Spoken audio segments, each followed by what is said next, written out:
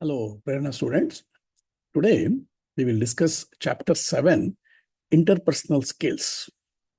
ಅಧ್ಯಾಯ 7, ಸಂಬಂಧ ಕೌಶಲ. ಇದನ್ನ ವಿಕಾಸದಲ್ಲಿ ಇವತ್ತು ಚರ್ಚೆ ಮಾಡೋಣ. Interpersonal skills, ಸಂಬಂಧ ಕೌಶಲ. There is nothing called independence. It is all about interdependence. ಸ್ವತಂತ್ರ ಎನ್ನುವುದೇ ಇಲ್ಲ. ಎಲ್ಲವೂ ಪರಸ್ಪರ ಅವಲಂಬನೆಯೇ ಆಗಿದೆ. What you do speaks so loud that I cannot hear what you say.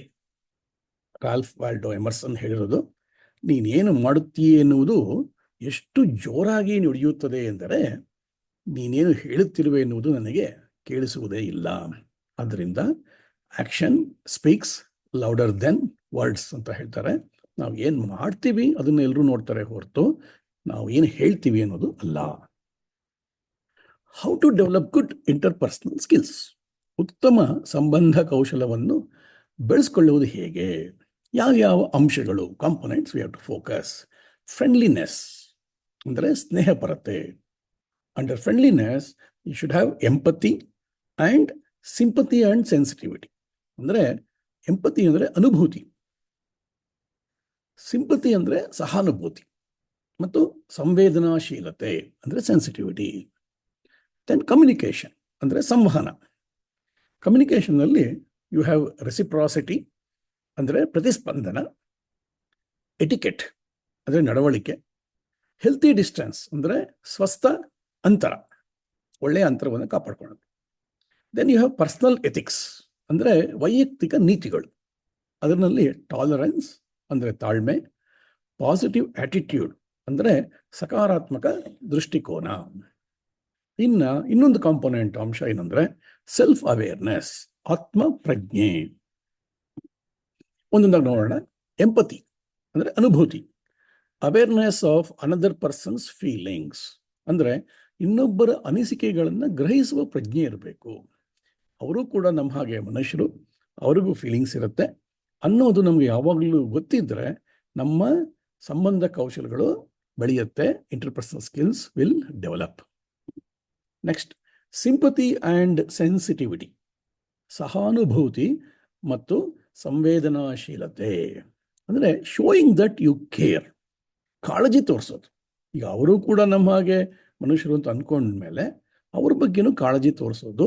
ಅಂದರೆ ಸಹಾನುಭೂತಿ ಅಂದರೆ ಕಾಳಜಿ ತೋರಿಸೋದು, ಸಂವೇದನಾಶೀಲತೆ ಅಂದರೆ ಅವ್ರಿಗೆ ಏನು ಅನುಭವ ಆಗ್ತಿದೆಯೋ ಅದರ ಬಗ್ಗೆ ನಮಗೊಂದು ಸ್ವಲ್ಪ ಗಮನ ಇರೋದು. ನಮಗೂ ಅದು ಆಗಬಹುದು, ಅವರಿಗೆ ಯಾವ ಥರ ನೋವಾಗತ್ತೋ ನಮಗೂ ಅದೇ ರೀತಿ ನೋವಾಗತ್ತೆ, ಅವ್ರಿಗೆ ಹೇಗೆ ಸಂತೋಷವಾಗತ್ತೋ ನಮಗೂ ಹಾಗೆ ಸಂತೋಷವಾಗತ್ತೆ, ಅಥವಾ ನಮಗೆ ಹೇಗೆ ಸಂತೋಷವಾಗತ್ತೋ ಅವ್ರಿಗೂ ಅದೇ ರೀತಿ ಸಂತೋಷ ದುಃಖ ಎಲ್ಲ ಆಗತ್ತೆ ಅಂತ ಪ್ರಜ್ಞೆ ಇರೋದು ಸಂವೇದನಾಶೀಲತೆ. ರೆಸಿಪ್ರಾಸಿಟಿ ಅಂದರೆ ಪ್ರತಿಸ್ಪಂದನ, ರೆಸ್ಪಾಂಡಿಂಗ್ ಟು ಅದರ್ಸ್, ಇತರರಿಗೆ ಸ್ಪಂದಿಸುವುದು. ಅಂದರೆ ಅವರು ಮುಗುಳ್ನಗೆ ಕೊಟ್ಟಾಗ ನಾವು ಒಂದು ಮುಗುಳ್ನಗೆ ಕೊಡೋದು, ಅವರು ಸೆಕೆಂಡ್ ಮಾಡಿದಾಗ ನಾವು ಸೆಕೆಂಡ್ ಮಾಡೋದು, ಅವರಲ್ಲಿ ಒಂದು ರೀತಿ ಯಾವ ಮನೋಭಾವ ಇರುತ್ತೆ ಅಂತ ತಿಳ್ಕೊಂಡು ನಾವು ಅದಕ್ಕೆ ತಕ್ಕಾಗಿ ಸ್ಪಂದಿಸುವುದೇ ರೆಸಿಪ್ರಾಸಿಟಿ, ಪ್ರತಿಸ್ಪಂದನ. ಎಟಿಕೆಟ್ ಅಂದರೆ ನಡವಳಿಕೆ, ಸೆಟ್ ಆಫ್ ಬಿಹೇವಿಯರಲ್ ಪ್ಯಾಟರ್ನ್ಸ್, ಒಪ್ಪುವಂತಹ ಆಚಾರ ವಿಚಾರಗಳು. ಅಂದರೆ ನಾವು ಎಲ್ಲಿ ಹೋಗಿದ್ದೇವೆ, ಎಲ್ಲಿದ್ದೇವೆ, ಯಾರ ಮಧ್ಯೆ ಇದ್ದೇವೆ, ಅಲ್ಲಿ ಒಪ್ಪುವಂತಹ ಆಚಾರ ವಿಚಾರಗಳು ಏನು ಅಂತ ತಿಳ್ಕೊಂಡು ಅದಕ್ಕೆ ತಕ್ಕ ಹಾಗೆ ನಾವು ಇರೋದು. ಒಂದು ಉದಾಹರಣೆ, ನಾವು ಮನೆಯಲ್ಲಿ ಒಳ್ಳೆ ಊಟ ಮಾಡಿದ್ಮೇಲೆ ತೇಗು ಬಂದಾಗ ಧಾರಾಳವಾಗಿ ಸಶಬ್ದ ಸಮಿತವಾಗಿ ತೇಗ್ತೇವೆ. ಬೇರೆಯವರು ನೋಡಿ ನಗ್ತಾರೆ, ಅಂದರೆ ಖುಷಿ ಪಡ್ತಾರೆ. ಮುಖ್ಯವಾಗಿ ಅಮ್ಮಂಗೆ ತುಂಬ ಖುಷಿ ಆಗುತ್ತೆ ನಾನು ತೆಗೆದ್ರೆ, ಯಾಕೆ ಮಗುಗೆ ಹೊಟ್ಟೆ ತುಂಬಿದೆ ಅಂತ. ಅದೇ ಆಫೀಸಲ್ಲಿ ಊಟ ಮಾಡಿ ತೆಗೋಕ್ಕಾಗತ್ತೆ? ತೆಗೆದ್ರೆ ಚೆನ್ನಾಗಿರುತ್ತಾ? ಇರೋದಿಲ್ಲ. ಆವಾಗ ಏನು ಮಾಡಬೇಕು, ಅಲ್ಲಿನ ಆಚಾರ ವಿಚಾರಗಳಿಗೆ ನಾವು ಒಪ್ಪುವಂತಹ ನಡವಳಿಕೆ ಬೆಳೆಸ್ಕೋಬೇಕು. ಅದರಿಂದ ಎಲ್ಲಿರ್ತೇವೋ ಅಲ್ಲಿ ಹೇಗಿರಬೇಕು ಅಂತ ತಿಳ್ಕೊಳೋದೇ ಎಟಿಕೆಟ್, ನಡವಳಿಕೆ. ಸೇಫ್ ಡಿಸ್ಟೆನ್ಸ್, ಸ್ವಸ್ಥ ಅಂತರ, comfortable distance for personal interaction ಅಂದರೆ ಪರಸ್ಪರ ವ್ಯವಹಾರಕ್ಕಾಗಿ ಅನುಕೂಲ ಅಂತರ. ಅಂದರೆ ತುಂಬ ದೂರನೂ ಇರಬಾರ್ದು, ಹಾಗಂತ ತುಂಬ ಹತ್ತಿರನೂ ಇರಬಾರ್ದು. ಕೆಲವರಿಗೆ ತುಂಬ ಹತ್ತಿರ ಹೋದಾಗ ಅವ್ರಿಗೆ ಮುಜುಗರವಾಗುತ್ತೆ, ತುಂಬ ದೂರ ಹೋದರೆ ಸರಿಯಾಗಿ ಕೇಳಿಸೋದಿಲ್ಲ. ಅದು ಅಲ್ಲದೆ ನಾವು ಎಲ್ಲಿದ್ದೇವೆ, ಯಾರ ಬರೀ ಮಾತಾಡ್ತಿದ್ದೇವೆ ಅಂತ ತಿಳ್ಕೊಂಡು ಅದಕ್ಕೆ ತಕ್ಕಂತೆ ಅಂತರವನ್ನು ಕಾಪಾಡಿಕೊಳ್ಳುವುದು ಬಹಳ ಮುಖ್ಯ. ಇಂದಿನ ಯುಗದಲ್ಲಿ ಅದು ಇನ್ನೂ ಹೆಚ್ಚು ಉಪಯೋಗ ಆಗತ್ತೆ, ಪರಸ್ಪರ ಅಂತರವನ್ನು ಕಾಪಾಡಿಕೊಳ್ಳುವುದು. ಟಾಲರೆನ್ಸ್, ತಾಳ್ಮೆ. Ability to live and let other live, ಅಂದರೆ ತಾನೂ ಬದುಕಿ ಇತರರನ್ನೂ ಬದುಕಕೊಡುವುದು. ಅಂದರೆ ಲೀವ್ ಅಂಡ್ ಲೆಟ್ ಲೀವ್ ಅಂತ ಹೇಳ್ತಿಲ್ಲ, ಹಾಗೆ ಒಂದು ತಾಳ್ಮೆ ಇರಬೇಕು. ಅವರ ಬಗ್ಗೆ, ಇನ್ನೊಬ್ಬರ ಬಗ್ಗೆ, ಎಲ್ಲರ ಬಗ್ಗೆನೂ ತಾಳ್ಮೆ ಇದ್ದಾಗಲೇ ನಮ್ಮ ಬಗ್ಗೆ ಇನ್ನೊಬ್ಬರು ಯಾವ ರೀತಿ ನಡ್ಕೋಬೇಕು ಅಂತ ನಮಗನ್ಸುತ್ತೋ ಅದೇ ರೀತಿ ನಾವು ಇನ್ನೊಬ್ಬರ ಬಗ್ಗೆ ನಡ್ಕೊಳ್ಳೋದೇ ತಾಳ್ಮೆ. ಪಾಸಿಟಿವ್ ಆಟಿಟ್ಯೂಡ್, ಸಕಾರಾತ್ಮಕ ದೃಷ್ಟಿಕೋನ. ಹೆಲ್ಪ್ಫುಲ್ ಸ್ಟೇಟ್ ಆಫ್ ಮೈಂಡ್, ಅಂದರೆ ಅನುಕೂಲಕರವಾದ ಮನಸ್ಥಿತಿ. ಅಂದರೆ ನಾವು ನಮ್ಮಿಂದ ಇನ್ನೊಬ್ಬರಿಗೆ ಏನು ಅನುಕೂಲ ಮಾಡೋಕ್ಕೆ ಸಾಧ್ಯ ಅನ್ನೋದು ನಮ್ಮ ತಲೆಯಲ್ಲಿದ್ದರೆ ಅದು ಪಾಸಿಟಿವ್ ಆಟಿಟ್ಯೂಡ್ ಆಗುತ್ತೆ, ಸಕಾರಾತ್ಮಕ ದೃಷ್ಟಿಕೋನ. ನಾವು ಯಾವತ್ತಿಗೂ ಒಂದು ಪ್ರಾಬ್ಲಮ್ ಆಗಬಾರ್ದು, ಇನ್ನೊಬ್ಬರ ಪ್ರಾಬ್ಲಮ್ಗೆ ನಾವು ಸೊಲ್ಯೂಷನ್ ಆಗಬೇಕು. ಆಗಲೇ ಪ್ರಪಂಚ ಚೆನ್ನಾಗಿ ಮುಂದೆ ನಡೆಯುತ್ತೆ. ನಮ್ಮ ಇಂಟರ್ಪರ್ಸನಲ್ ಸ್ಕಿಲ್ಸ್, ಉತ್ತಮ ಸಂಬಂಧ ಕೌಶಲ್ಯಗಳು ಬೆಳೆಯುತ್ತೆ. ಸೆಲ್ಫ್ ಅವೇರ್ನೆಸ್, ಆತ್ಮಪ್ರಜ್ಞೆ. ಹೂ ಆಮ್ ಐ, ಅಂದರೆ ನಾನು ಯಾರು, ತನ್ನನ್ನು ತಾನು ಅರಿಯುವುದು. ನನಗೆ ಯಾವ ಯಾವ ರೀತಿಯಾದಂತಹ ಒಂದು ಬಿಹೇವಿಯರ್ಸ್ ಇದೆ, ನಾನು ಯಾವ ರೀತಿ ನಡ್ಕೊಳ್ತೇನೆ, ಯಾವ ರೀತಿ ನನಗೆ ಜ್ಞಾನ ಇದೆ, ನಾನು ಇನ್ನೊಬ್ಬರ ಬಗ್ಗೆ ಏನು ಯೋಚನೆ ಮಾಡ್ತೇನೆ ಅಂತ ತಿಳ್ಕೊಳ್ಳೋದು ಈಸ್ ಸೆಲ್ಫ್ ಅವೇರ್ನೆಸ್, ಆತ್ಮಪ್ರಜ್ಞೆ. ಈಗ ಒಂದು ಕತೆ ನೋಡೋಣ. It is said that on an occasion when Buddha was teaching a group of people, a man who was very angry for some reason started abusing Buddha. Buddha listened patiently while the stranger expressed his anger. And then Buddha said to the group and to the stranger, if someone gives a gift to another person who then chooses to decline it, tell me, who would then own the gift? The giver or the person who refuses to accept the gift? The giver, said the group after a little thought. Any fool can see that, added the angry stranger. Then it follows, does it not? Said Buddha. Whenever a person tries to abuse us or to unload their anger on us, we can each choose to decline or to accept the abuse, whether to make it ours or not. By our personal response to the abuse from another, we can choose who owns and keeps the bad feelings. ಇದು ಬಹಳ ಸೊಗಸಾಗಿದೆ. ಇದೇ ಕಥೆ ಕನ್ನಡದಲ್ಲಿ ನೋಡೋಣ. ಒಮ್ಮೆ ಬುದ್ಧ ಜನಸಮೂಹದಲ್ಲಿ ಕುಳಿತು ಉಪದೇಶ ಮಾಡುತ್ತಿದ್ದ. ಆತನ ಮೇಲೆ ಯಾವುದೋ ಕಾರಣಕ್ಕಾಗಿ ಕೋಪ ತಾಳಿದ್ದ ವ್ಯಕ್ತಿಯೊಬ್ಬ ಆತನನ್ನು ಎಲ್ಲರೆದುರು ಚೆನ್ನಾಗಿ ಬೈಯಲಾರಂಭಿಸಿದ. ಆ ವ್ಯಕ್ತಿ ಕೋಪದ ಮಾತು ಮುಗಿಸುವವರೆಗೂ ಬುದ್ಧ ತಾಳ್ಮೆಯಿಂದ ಆಲಿಸಿದ.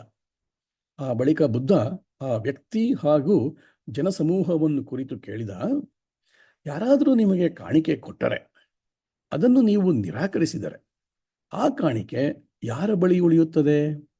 ಕೊಟ್ಟವನ ಬಳಿಯೋ ನಿರಾಕರಿಸಿದವನ ಬಳಿಯೋ? ಕೊಟ್ಟವನ ಬಳಿ ಎಂದು ಉತ್ತರಿಸಿದರು ಜನರು. ಬುದ್ಧ ಹೇಳಿದ, ಅಂತೆಯೇ ಒಂದು ವ್ಯಕ್ತಿ ನಮ್ಮನ್ನು ನಿಂದಿಸಿದಾಗ ಆ ನಿಂದೆಯನ್ನು ನಾವು ಸ್ವೀಕರಿಸಬೇಕೇ ಬೇಡವೇ ಎಂದು ವಿವೇಚಿಸಬೇಕು. ನಾವು ಸ್ವೀಕರಿಸದಿದ್ದಲ್ಲಿ ಆ ನಿಂದೆಯು, ಅದಕ್ಕೆ ಸಂಬಂಧಿಸಿದ ದುರ್ಭಾವನೆಗಳು ನಿಂದಕನ ಬಳಿಯೇ ಉಳಿಯುತ್ತವಲ್ಲವೇ? ನೋಡಿದ್ರ, ಉತ್ತಮ ಸಂಬಂಧ ಕೌಶಲಕ್ಕೆ ಇದಕ್ಕಿಂತ ಒಂದು ಉತ್ತಮವಾದಂತಹ ಉದಾಹರಣೆ ನಮಗೆ ಸಿಗೋದಿಲ್ಲ. ಬುದ್ಧ ಅಂದರೆ ತಾಳ್ಮೆಯ ರೂಪ. ಬುದ್ಧನಿಗೆ ಇಷ್ಟು ತಾಳ್ಮೆ ಇತ್ತು.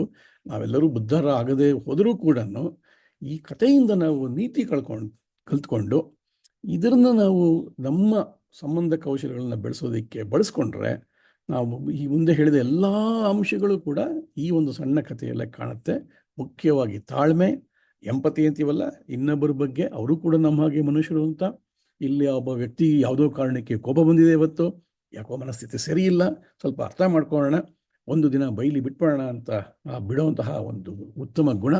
ಇದೆಲ್ಲ ನೋಡಿದಾಗ ನಮಗೆ ಅನಿಸುತ್ತೆ ನಾವು ಇಂಟರ್ಪರ್ಸನಲ್ ಸ್ಕಿಲ್ಸ್, ಉತ್ತಮ ಸಂಬಂಧ ಕೌಶಲ್ಯನ ಬೆಳೆಸ್ಕೊಳ್ಳೋದಕ್ಕೆ ಈ ಕಥೆಯನ್ನು ನಾವು ಮಾದರಿಯಾಗಿ ಇಟ್ಕೋಬೇಕು. Working with each other. relationship plays an important role in all our lives. Its success requires a set of skills. While we work in a group, it becomes important to know the person well in order to have a smooth relationship.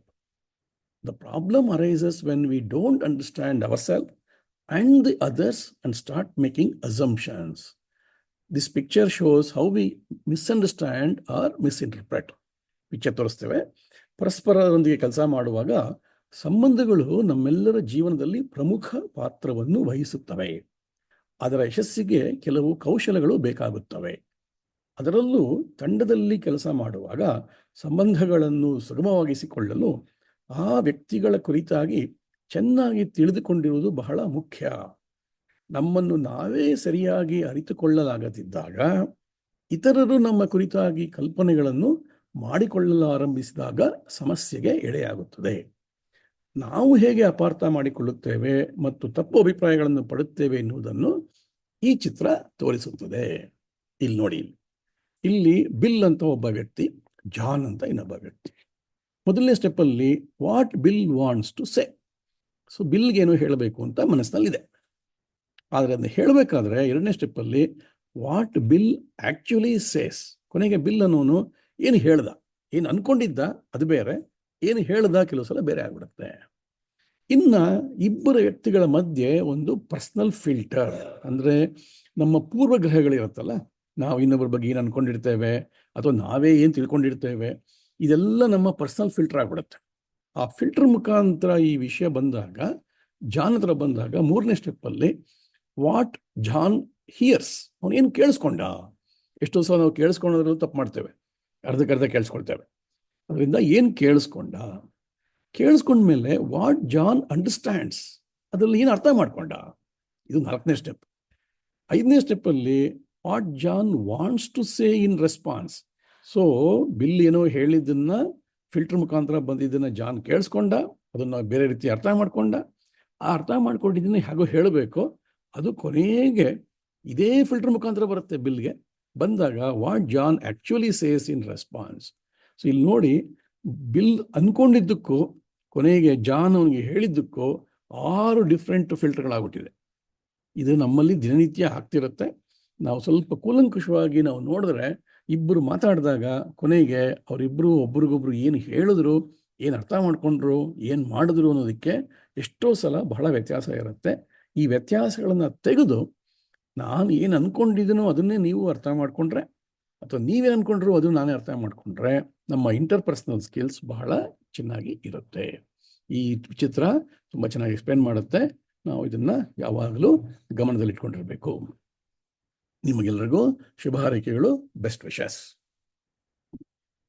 ಈಗ breakout ರೂಮಲ್ಲಿ ಹೋದಾಗ activity number 1, ask your self. ನಿಮ್ಮನ್ನು ನೀವೇ ಕೇಳಿಕೊಳ್ಳಿ. ಇಲ್ಲಿ ಒಂದು 4 rating ಕೊಟ್ಟಿದ್ದೇನೆ. ಅಂಕಗಳಿವೆ, marks ಇವೆ. ನೀವು ಒಂದೊಂದಕ್ಕೂ ನಿಮಗೆ ಯಾವುದು ಸರಿ ಅನಿಸುತ್ತೋ ಆ ಮಾರ್ಕ್ಸ್ ಕೊಟ್ಕೊಳ್ಳಿ. ಮೊದಲನೇದು, I think always before I talk. ನಾನು ಯೋಚಿಸಿ ನಂತರ ಮಾತನಾಡುತ್ತೇನೆ. ಇದು ಯಾವಾಗಲೂ ಸರಿ ಇದ್ದರೆ ನಿಮಗೆ 4 marks. Most of the time, ಸಾಕಷ್ಟು ಬಾರಿ ನಾನು ಯೋಚನೆ ಮಾಡಿ ಮಾತಾಡ್ತೇನೆ ಅಂದರೆ 3 ಪಾಯಿಂಟು. ಕೆಲವು ಸಲ ಮಾತ್ರ ನಾನು ಯೋಚನೆ ಮಾಡಿ ಮಾತಾಡ್ತೀನಿ ಅಂದರೆ 2 ಪಾಯಿಂಟು.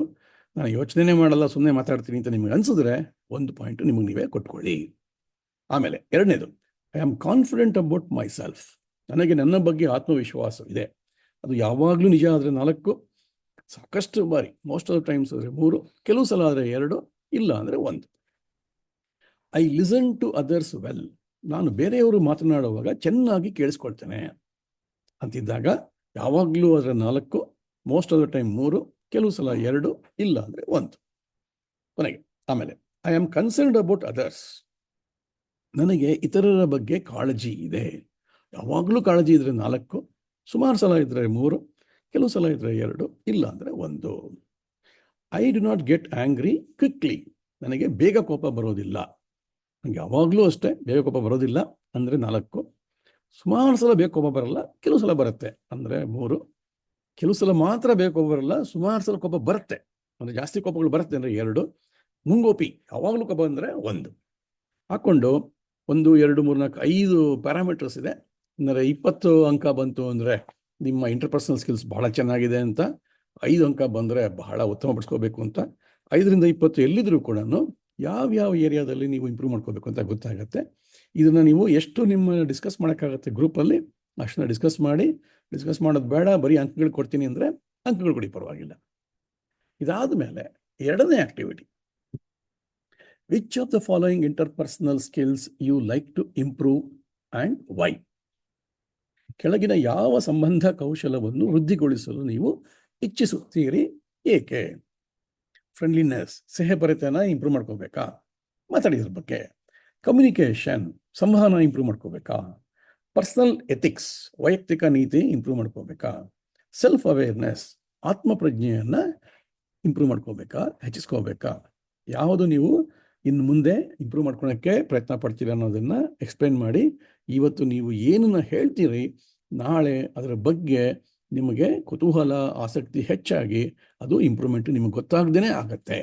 ಆದ್ದರಿಂದ ಇವತ್ತು ಹೇಳೋದು, ಅದ್ರ ಬಗ್ಗೆ ಮಾತಾಡೋದು ನಿಮ್ಮನ್ನು ನೀವೇ ಇಂಪ್ರೂವ್ ಮಾಡ್ಕೊಳ್ಳೋದಕ್ಕೆ ಒಂದು ಮುಖ್ಯವಾದ ಸಾಧನ. ಎಲ್ರಿಗೂ ಒಳ್ಳೆಯದಾಗಲಿ. ಮುಂದಿನ ತರಗತಿಯಲ್ಲಿ ನೋಡೋಣ. ನಮಸ್ಕಾರ.